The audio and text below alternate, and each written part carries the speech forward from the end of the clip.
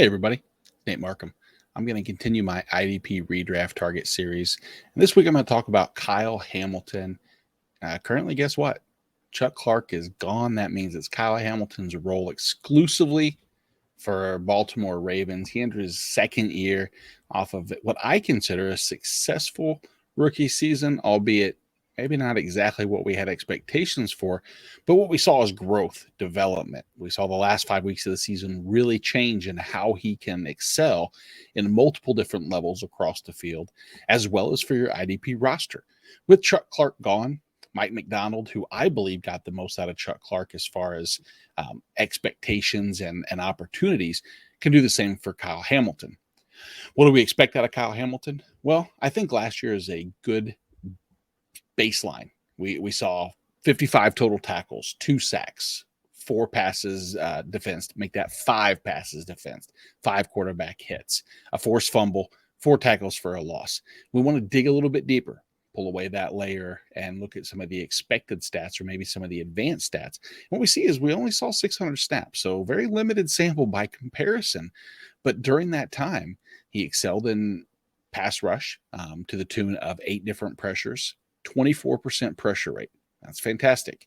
He had a 20% win rate. So when he was matched up and set on those blitzes from Mike McDonald's scheme, he was excelling and beating the block. When you look at the run play tackling, which is something that's important for a safety who's going to be in the box, who's going to be in the slot, a 10% tackle rate on run play, to me, is a great baseline that's only going to improve with read and recognition, which was, unfortunately, one of the concerns last year that we saw. He was asked to play so many different positions. It was unfair to expect him to really excel in any one of them yet.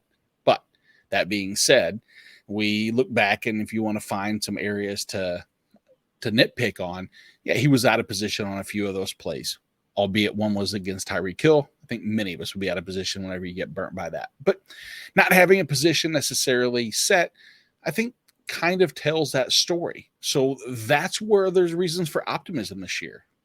I think he's going to have a position. Chuck Clark, again, being gone, he's going to see full-time role. Will you see 1,000 snaps? I think that's a pretty solid expectation. If that's the case, we have to assume extrapolated stats will improve. I hate extrapolating, but given situation, given overall ability, I think those two kind of build together and make a compelling case. He is highly intelligent. He's a Mensa member, so he can learn multiple positions. So one area that I'm extremely excited to watch him do is be able to learn multiple different positions, because the defensive coordinator, Mike McDonald, and Harbaugh both have a kind of dissenting agreements as far as what they want to do with Kyle Hamilton. But at the end of the day, I think they're going to find that if you look at those last 5 weeks, he really excelled when he was playing more in the slot, near the line of scrimmage, in those box, kind of a star role, vice versa. During that time, what did he do? Well, he was 44th in snaps among safeties. So it wasn't like he was, top 10 or top 12. But in that time, he was top 12 in a number of different categories. He was first in pressures. He was 17th in solo tackles, which was a 10.5% tackle rate. I went back and I said he was about a 9.5% tackle rate on the regular season. Those last 5 weeks, he really bumped that number up. He was the 3rd most targeted safety during that time, and he was 2nd among safeties in pass breakups. So when targeted, he was very effective in scoring you fantasy points as well as making key plays for the defense. When do you draft him? That's the tough part. Defensive backs, in all fairness, we kind of push them down a little bit because they are very volatile, unpredictable. You see a lot of different names mix and match each year, but I have him as my DB3 overall. I'm higher than consensus, and that's okay. I think the upside is there. I think at the end of the day, when I'm drafting a defensive back, I know that the run can start and people will be quick to grab the top couple names. Might give some of us drafters for Kyle Hamilton an advantage to wait till that run is kind of over. If you want him, though, I think the name alone will build him up higher than that overall DB10, about where he's going now. I would say somewhere in the range of DB 5 to 6 is where I would say most people can stop being aggressive at that point. That's pretty high. I think it'll return the value. I mean, what do I think from the fantasy perspective? Again, 55 tackles. Let's take that 600 snaps, make it 1,000. Chuck Clark had 100 tackles last year. I don't think 100 tackles is crazy to think that Kyle Hamilton can have. I think we can see a couple sacks. I think there's a good chance that we're going to see a few quarterback hits and tackles for loss consistent with what he did last year.